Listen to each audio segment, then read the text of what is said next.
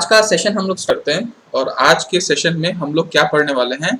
अपना fourth topic पढ़ने वाले हैं जो आपके सिलेबस में लिखा है। वो है आपका heat developed in a current carrying conductor. ये आपका टॉपिक का नाम है। कोई भी टॉपिक को पढ़ने से पहले उसका नाम को समझने की जरूरत होती है, वो हम लोग पहले समझते हैं। देखिए इस टॉपिक ये टॉपिक कहना क्या चाह रहा है। एक करंट कैरिंग कंडक्टर होगा, है ना। ये आपका मान लीजिए एक करंट कैरिंग कंडक्टर होगा जिसमें करंट फ्लो हो रहा है ना। इसके अंदर में कोई भी कंडक्टर में जिसमें करंट फ्लो होगा उसमें ना हीट डेवलप होना शुरू हो जाएगा। आप लोग कभी कभी देखते हो क्या, कहीं कहीं तार वगैरह में जैसे करंट फ्लो होता रहता है, फिर बंद कर दोगे तो थोड़ा सा उसमें हीट रहता है। कभी महसूस किए हो ऐसा? कोई मेटल बॉडी है जिसमें से कंडक्ट कर रहा है, फिर उसको थोड़ा सा वो कंडक्टिविटी रोक दोगे बाहर से सप्लाई, उसके बाद देखोगे तो उसमें छुओगे तो गर्म रहता है। ऐसा होता है क्या, देखे हो? होता है ना। हाँ, तो इसका मतलब तो यही हम लोग समझ पा रहे हैं कि कंडक्टर में जब करंट फ्लो होता है तो हीट डेवलप हो जाता है उसके अंदर में, है ना। हीट डेवलप होता है, उसका एक यूनिट होता है, मैं आपको बता रहा हूँ। उसका फॉर्मूला होता है W is equal to sigma into E square. अगर आप कंडक्टिविटी की बात करेंगे, करंट डेंसिटी की बात करेंगे तो J is equal to sigma E होता है ना, करंट की डेंसिटी। बट ये क्या है, ये आपका हीट डेवलप्ड है। इसको हम लिख सकते हैं कि ये क्या है, हीट डेवलप्ड पर मीटर क्यूब। ठीक है, एक आप जानते हैं ना, लेटिस आपका एक एटॉमिक वॉल्यूम आपका, उसमें पर मीटर क्यूब इतना हीट डेवलप होता है ना। पर सेकेंड, हर सेकेंड में पर मीटर क्यूब इतना हीट डेवलप होता है। उसका फॉर्मूला क्या है, W is equal to sigma into E square. ठीक है, ये किसका डिपेंडेंट है? अगर आप देखेंगे तो जो हीट डेवलप हो रहा है वो कहीं ना कहीं कंडक्टिविटी पे और कहीं ना कहीं बाहर से जो हमने इलेक्ट्रिक फील्ड इंटेंसिटी लगाया है उसके कारण ये हीट डेवलप हो रहा है। और उसका तो स्क्वायर है, तो अप्लाइड फील्ड के कारण ज्यादा ये W आपका अप्लाइड जो आपने फील्ड लगाया है उसके स्क्वायर में का डिपेंडेंट है ये। तो सोचिए, मतलब ज्यादा डिपेंडेंट अप्लाइड फील्ड के कारण हो रहा है ना। ठीक है, तो अल्टीमेटली ये फॉर्मूला है जो बताता है हम लोगों को कि हीट कितना डेवलप हुआ है। हीट डेवलप का यही मेन फॉर्मूला है। ठीक है, अब मुद्दे की बात ये है कि ये आया कहाँ से, तो इसका डेरिवेशन एक्चुअली हम लोगों को देखना है। डेरिवेशन आता है एग्जाम में, आएगा भी आपके एग्जाम में, तो ये आप लोगों को इसका डेरिवेशन पोर्शन देखना है कि ये पोर्शन कैसे आया है ना। तो चलिए हम लोग थोड़ा सा इसके तह तक जाते हैं और हम लोग इसको समझते हैं कि आप ना अभी एक पर्टिकुलर एक इलेक्ट्रॉन को बात करते हैं। ठीक है, एक एक इलेक्ट्रॉन है, छुटकू सा इलेक्ट्रॉन, लेट सपोज ऐसा गोल सा इलेक्ट्रॉन है। ठीक है, at instant T is equal to zero, time पे, ठीक है, ये कोलिजन हुआ है इसका। ठीक है, समझ पा रहे हैं कि आप जानते हैं ना इलेक्ट्रॉन कोलाइड करता रहता है, लैटिस से टकराता रहता है, बहुत सारे कारण हम लोग पिछले टॉपिक में भी देखे हैं, है ना।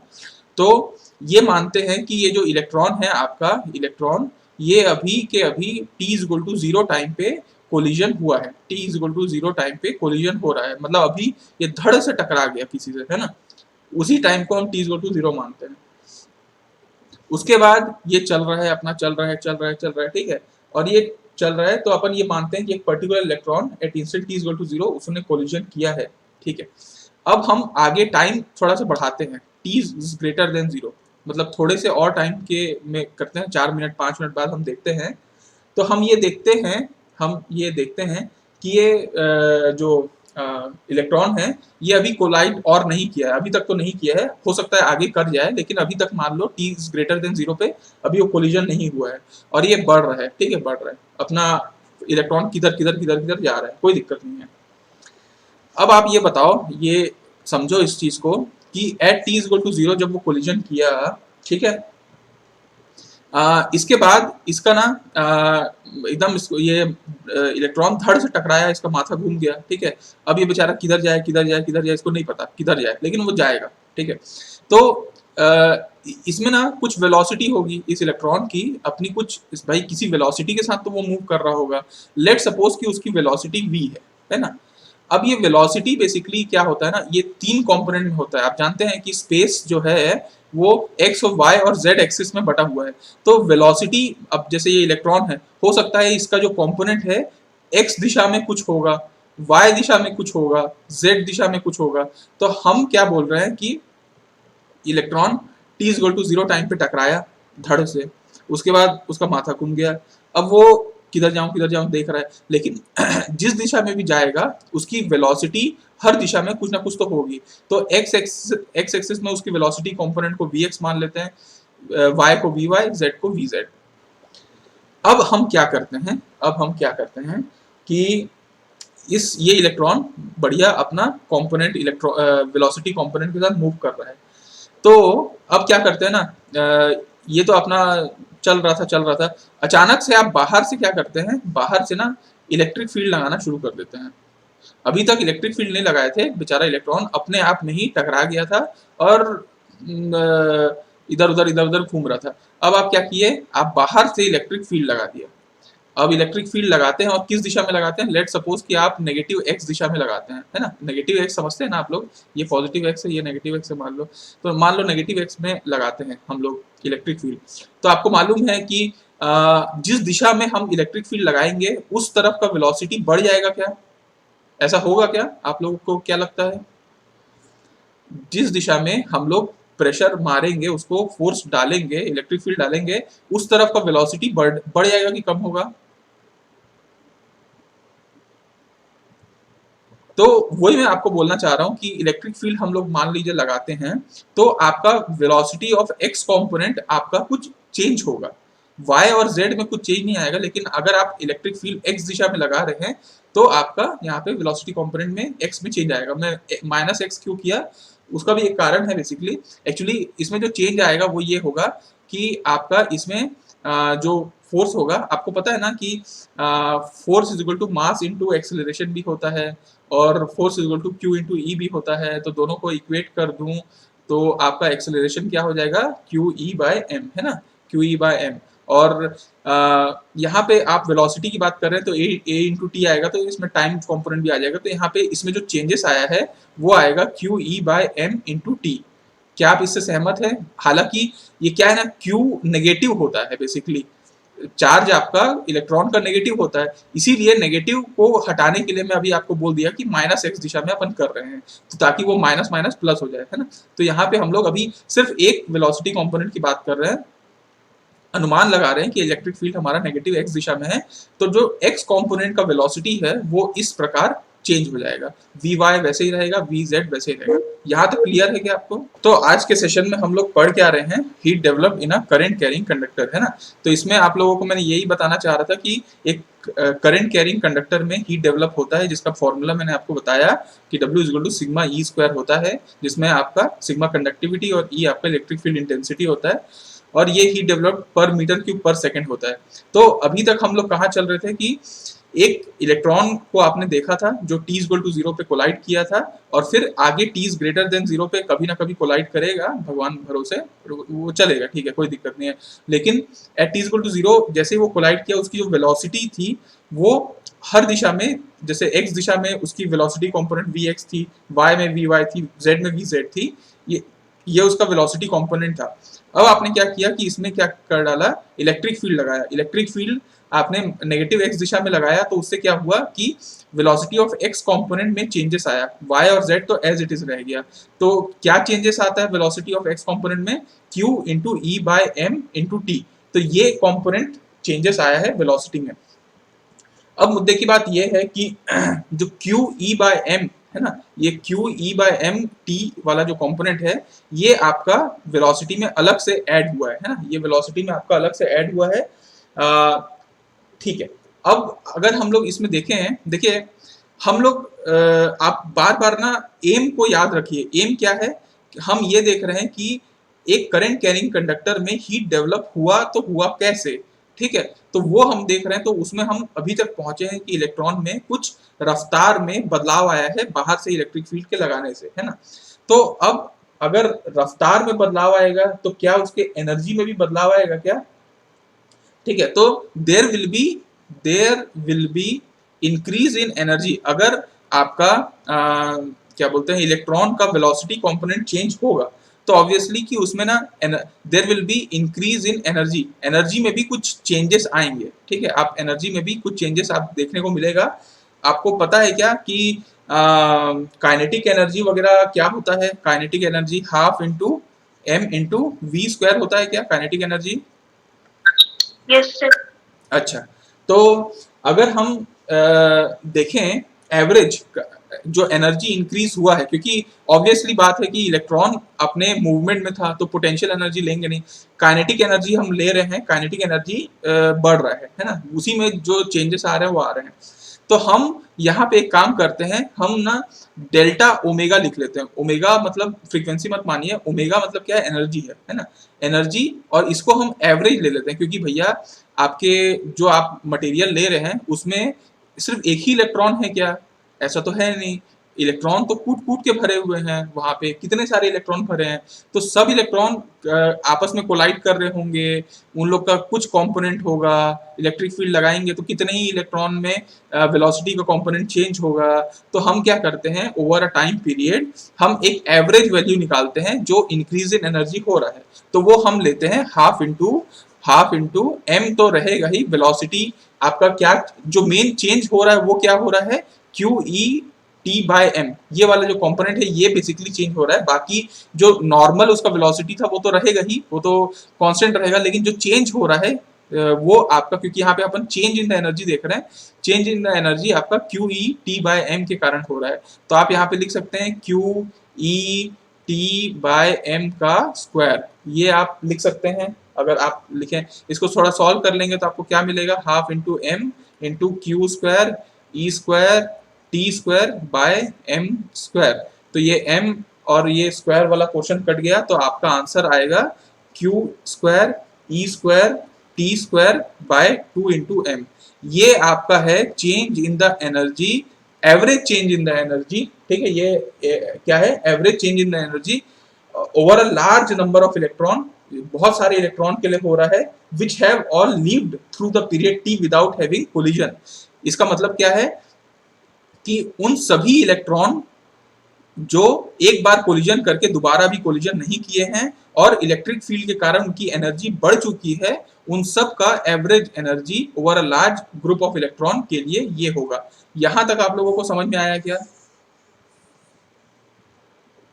अब आप लोगों को थोड़ा सा पुराना कॉन्सेप्ट पे लेके चलता हूँ। ठीक है, पुराना कॉन्सेप्ट ये कहता है, आपको याद है क्या मैं कुछ प्रोबेबिलिटी आप लोगों को बताया था, अगर याद होगा तो, कि अगर एक इलेक्ट्रॉन एक बार कोलाइड कर रहा है, ठीक है, एक बार कोलाइड कर रहा है और उसके बाद वो चलता चला जा रहा है, चलता चला जा रहा है, ठीक है, एक टी टाइम तक मान लो वो इलेक्ट्रॉन कोलाइड नहीं किया, इसकी प्रोबेबिलिटी क्या होगी? अगर आपको याद होगा तो मैंने बताया था आर ऑफ टी, इलेक्ट्रॉन की कोलाइड ना होने की प्रोबेबिलिटी टी टाइम तक आर ऑफ टी होगा। अगर मैं बोलूं कि T plus G T time तक अगर इलेक्ट्रॉन नहीं टकराया है तो उसकी probability R T plus D T होगी। सिर्फ स्मॉल टाइम के लिए नहीं टकराया है तो आर डी टी। ये याद है क्या? पिछले लेक्चर या पिछले के पिछले लेक्चर में पढ़ाया था।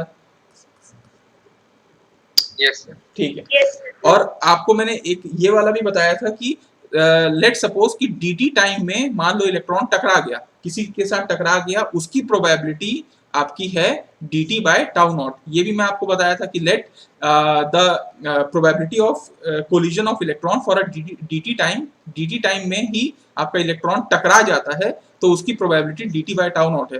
तभी मैंने जब आपको बोला आर ऑफ dt तो आपने बोला कि 1 minus dt by tau naught होगा, है ना?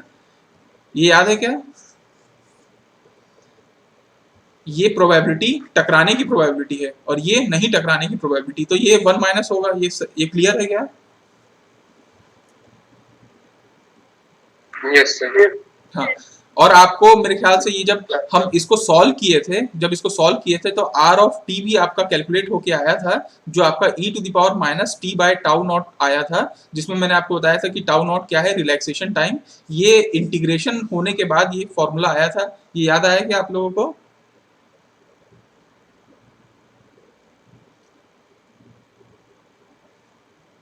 तो आपको जब ये चीज समझ में आ चुका है कि प्रोबेबिलिटी ऑफ इलेक्ट्रॉन, ठीक है, जो टी टाइम तक कोलाइड नहीं कर रहा है, उसकी प्रोबेबिलिटी आपको इस फॉर्मूले से समझ में आ गई थी, है ना। तो अगर मैं अब लास्ट में आपको कुछ चीज बोलना चाहता हूँ, बस अब खत्म होने ही वाला है, डेरिवेशन कुछ है नहीं इसमें, कि probability that electron makes collision between T and T plus D T क्या होगा। अब आप इसको थोड़ा समझिए, आप इसको कॉन्सेप्ट समझिए क्या बोल रहा है। एक टाइम टी टाइम था और एक time T plus D T है, मतलब दोनों में अंतर कितना हुआ, डी टी टाइम का अंतर हो गया, है ना।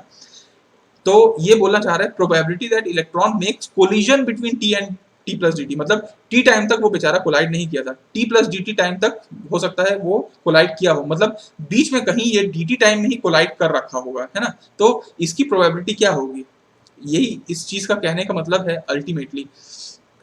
तो इस चीज का कहने का मतलब ये है कि भैया e to the power minus T by tau naught तो आपकी प्रोबेबिलिटी थी टी टाइम तक नहीं टकराने की, ठीक है, और dt टाइम में टकराने की प्रोबेबिलिटी थी dt बाई टाउ नॉट, तो इसको हम मल्टीप्लाई कर सकते हैं ऑब्वियसली।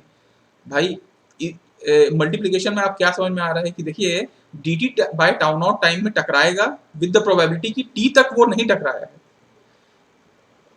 तभी तो आपका देखो, आप इसको समझ पा रहे हैं क्या, थोड़ा सा ध्यान लगा के समझिए कि टी टाइम और T plus D T time के बीच में इलेक्ट्रॉन कोलाइड कर रहा है, इसकी प्रोबेबिलिटी क्या होगी। तो इसकी प्रोबेबिलिटी ये होगी कि भैया टी टाइम तक पहले तो वो टकराए मत, पहला कंडीशन तो ये है कि टी टाइम तक वो बेचारा टकराए मत, तो टी टाइम तक नहीं टकराने की प्रोबेबिलिटी क्या है, ये है, और डी टी टाइम में टकरा जाए तो उसकी प्रोबेबिलिटी ये है, तो दोनों मल्टीप्लाई हो जाएंगे ना। आप समझ पा रहे हैं इस चीज को, ठीक है। तो अब आपको अगर ये समझ में आ गया कि भैया इलेक्ट्रॉन टी और T plus D T time में ही टकराएगा, उसकी प्रोबेबिलिटी क्या होगी, वो ये होगी, अच्छी बात है।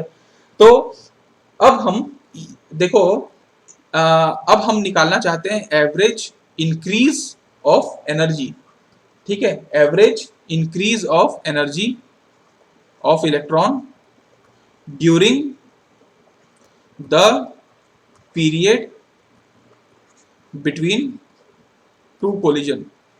देखिए अल्टीमेटली क्या होता है ना, देखिए इलेक्ट्रॉन टकरा रहे हैं, इसी वजह से तो कहीं ना कहीं हीट पैदा हो रहा है, ऐसा होता है ना। तो एक्चुअली हम वही देखना चाह रहे हैं कि किस टाइम पे हीट पैदा हो रहा है, कब हो रहा है, कैसे हो रहा है, तो वही हम देख रहे हैं कि पहले तो हमने वो टाइम देख लिया कि भैया एक टी टाइम और T plus D T time में ये बीच में जो टकराने वाला प्रोबेबिलिटी कितना होगा। उसके बाद हम देख रहे हैं कि एनर्जी बढ़ता कितना है इस पीरियड में, जब वो एक कोलिजन और दूसरे कोलिजन के बीच में आता है तब वो एनर्जी बढ़ता कितना है। तो हम एवरेज एनर्जी के लिए अपन डेल्टा डब्ल्यू ले लेते हैं, ठीक है, अपन ले लेते हैं जीरो से इनफाइनाइट वैल्यू तक लेते हैं, t is equal to zero से हम t is equal to infinite value तक लेते हैं, कि t is equal to zero में अपन ये मान रहे हैं कि जस्ट टकराया है, और t is equal to infinite तक अपन लेके चलते हैं कि हो सकता है इनफाइनाइट टाइम पे टकराए, तो अपन इनफाइनाइट ले लेते हैं। हम लेते हैं इसका एनर्जी, जो आपका एनर्जी चेंजेस हुआ था, है ना, याद होगा अभी हम लोगों ने जस्ट निकाला है एनर्जी चेंजेस, ये वाला है ना, इनटू इसकी प्रोबेबिलिटी कि ये किस प्रोबेबिलिटी के साथ ऐसा हो रहा है, तो इसकी प्रोबेबिलिटी कितनी होगी, E to the power minus T by tau, ठीक है, और into D T by tau जो अभी हम लोगों ने निकाला। तो ये टाउ नॉट कर लो, या फिर आप डी टी बाई टाउ कर लो, टाउ नॉट कर लो। तो ये ultimately average increase in the energy of electron during the period between two collision होगा। अब हम क्या करेंगे, इसकी वैल्यूज को सब्स्टिट्यूट कर देंगे, डेल्टा डब्ल्यू टी आपकी वैल्यूज है, ठीक है, आपका डेल्टा डब्ल्यू टी का वैल्यू आप रख दीजिए, value E to the power minus T by tau naught और D T by tau naught, यहाँ पे अपन चलिए रख ही देते हैं वैल्यू को, जीरो से इनफाइनाइट की वैल्यू हो गई आपकी, ये वैल्यू हो जाएगी Q square E square by T square by 2 into M, और यहाँ पे हो जाएगा E to the power minus T by tau naught by tau naught into D T. ये इतना को आप एक बार इंटीग्रेट करके देखिए, आपका इंटीग्रेशन आएगा। आप लोग मैथ स्टूडेंट है तो आप लोग मेरे ख्याल से इंटीग्रेशन बाय हाथ का काम है आपका, फट आप इसको बना देंगे। ये समझ के मैं इस को ये मानता हूं कि आप इसको इंटीग्रेशन को सॉल्व कर लेंगे। सॉल्विंग द इंटीग्रेशन, मैं आपको फाइनल वैल्यू बताता हूं, अगर आप इच्छुक हो तो आप जरूर इसका इंटीग्रेशन जरूर करके देखिए।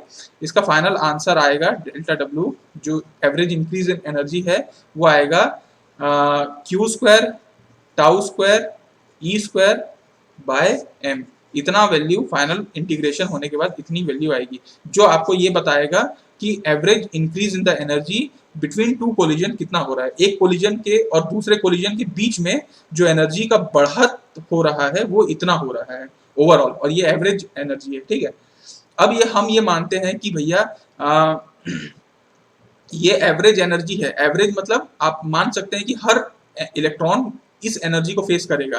तो अगर हमारे यहाँ पे n इलेक्ट्रॉन्स मौजूद हैं, ठीक है, इसको अपन n ऐसे लिख देते हैं, n इलेक्ट्रॉन्स मौजूद हैं पर मीटर क्यूब।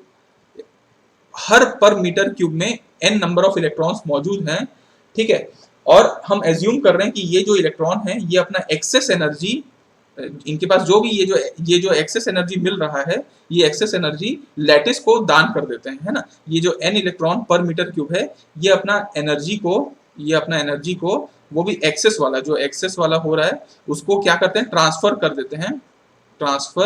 देते हैं किसको, लैटिस को, ठीक है, लैटिस को ट्रांसफर कर देते हैं। तो टोटल जो एनर्जी डिसिपेट होता है, अब देखिए जितना ज्यादा एनर्जी इनके पास आता चला जाएगा, एवरेज एनर्जी बढ़ता चला जाएगा, उतना ये लैटिस को ट्रांसफर करते चलाए जाएंगे। तो और लैटिस को ट्रांसफर करेंगे मतलब कहीं ना कहीं डिसिपेशन हो रहा है। तो आप इसको ऐसा बोल सकते हैं, टोटल एनर्जी डिसिपेटेड पर मीटर क्यूब पर सेकेंड कितना होगा। तो आप इसको ऐसा लिख सकते हैं कि भैया आपका जो भी एनर्जी है ना, एक्सेस एनर्जी, मतलब जो आपका एनर्जी डिसिपेट कर, अब एक्सेस एनर्जी को ही डिसिपेट करेंगे, उसको आप n इलेक्ट्रॉन से मल्टीप्लाई कर दीजिए, और आपको पर सेकंड भी तो चाहिए, हर सेकंड में आपको कितना, मतलब आप इसको टाउ से डिवाइड कर दीजिए। तो आपका ये आएगा n by tau into delta omega delta W, ये हो जाएगा tau square q square E square by m, और यहाँ टाउ टाउ कटा, तो फाइनल जो वैल्यू आएगी आपकी W की वो आपकी आएगी n रहेगा, क्यू स्क्वायर रहेगा, ई स्क्वायर रहेगा बाय m रहेगा, है ना। और टाउ, एक टाउ तो रहेगा ही, तो n क्यू स्क्वायर टाउ। अब आपको शायद ये भी याद होगा कि n q square tau by m का फॉर्मूला क्या होता है, सिग्मा को generally n q square tau by m, ये भी हमने डिराइव कर रखा है मेरे ख्याल से, ओम्स लॉ वाले क्वेश्चन में इसको डिराइव किए थे अपन। तो इसको हम ऐसा लिख सकते हैं, W equal to sigma e square. ये है फाइनल हीट डेवलप्ड, जो हीट डेवलप हुआ है per metre cube per second, जो हीट डेवलप होता है एक करंट कैरिंग कंडक्टर में, ठीक है। क्यों होता है, क्योंकि आपने इलेक्ट्रिक फील्ड लगाया है। तो